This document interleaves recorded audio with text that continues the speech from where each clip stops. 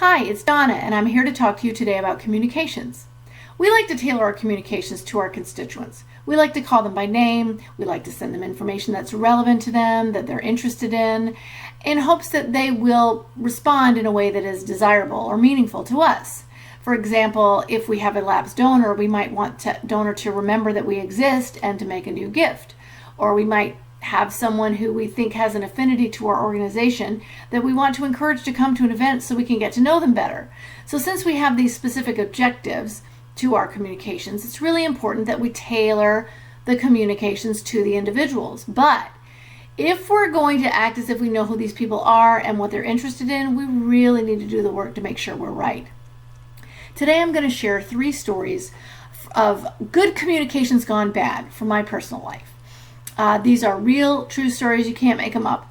And I will try to protect the names of the guilty. One of the stories is about a nonprofit, the other 2 about for-profit businesses. And I wanted to give you the lessons up front. Number 1, don't make silly assumptions. Number 2, get your timing right. And number 3, don't be creepy. Now, lesson 1, don't make silly assumptions. My husband and I use this Yahoo email address for general family stuff. We've used it for years. The email address is made up of a mismatch of our names followed by @yahoo.com. I made a couple of random contributions to a charity and ended up on their marketing list, and they started sending me tailored email communications referring to me as Dear, and then they used the letters in front of @yahoo.com as if that was my first name. It's not my first name. It's not anybody's first name. It's not a first name. Interestingly enough, I also ended up on the same charity's email marketing list with my business email address. And when I get the same email to that email address, I'm referred to as Dear Donna, which is lovely. Lesson number 2, get the timing right. Restoration Hardware opened a big fancy shop they wouldn't want to be called a shop. They had a big fancy store in Tampa.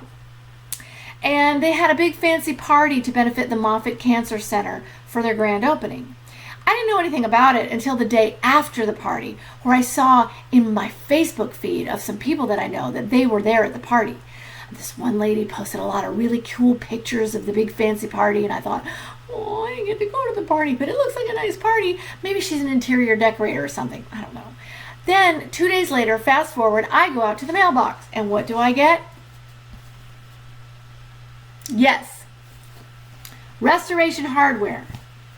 I was invited to the fancy party 2 days after it took place. This right here, this came in an envelope. This is not an inexpensive mailing. I was really happy to know that I was on the list. Now, maybe I wasn't on the A list.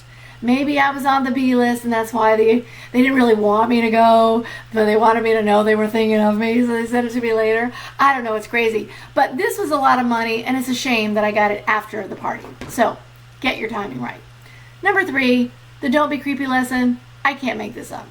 I got, my husband actually got he got a mailing before Christmas to sell him a $99 diamond pendant. That tells you something, from the Danbury Mint. And it was addressed to him, and it's a personalized pendant. I'm going to show you in a minute. I'm looking at it right now. Personalized pendant says, I love you. And here it is. It's so pretty. It says, I love you. And it says, Olivia and Ralph. Now, Ralph is my husband's name. Olivia is our daughter. This is the ultimate gift for the woman you love. This is not for a father to give a daughter. It's on the back. It says, oh, have you told Olivia just how much you love her?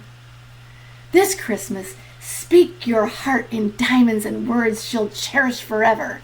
I mean, just creepy. So anyway, you open it up. It's not cheap. All this stuff inside, pull this stuff out. Look at this. Fantastic. Look at this. This is romantic. This is not father-daughter. That's gross. And then the letter, it cracks me up. The letter says, Dear Ralph, that's my husband, There are 3 little words a woman can't hear often enough. I love you.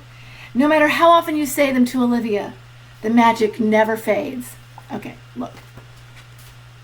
I love my daughter. My husband loves my daughter. This is not a mailing for a father and a daughter. And it is by far the creepiest thing we've ever gotten in the mail. So I hope these little lessons and reminders are helpful to somebody out there.